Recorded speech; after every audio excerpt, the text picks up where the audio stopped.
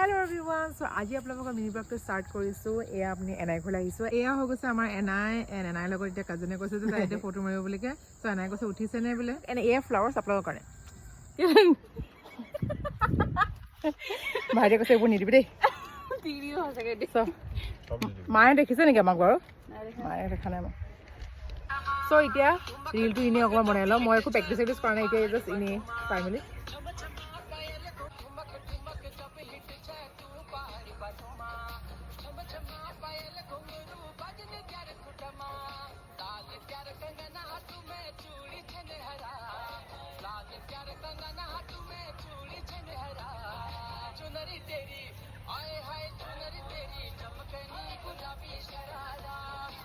আমাৰ মানে আমাৰ কি মোৰ ৰিল বনোৱা হৈ গ'ল। এতিয়া এই অকণমান ফটো চটো মাৰি লওঁ। ফটো চটো মাৰি পেলাই আৰু আজি মিনি ব্লগটো ইয়াতে এণ্ড হ'ল।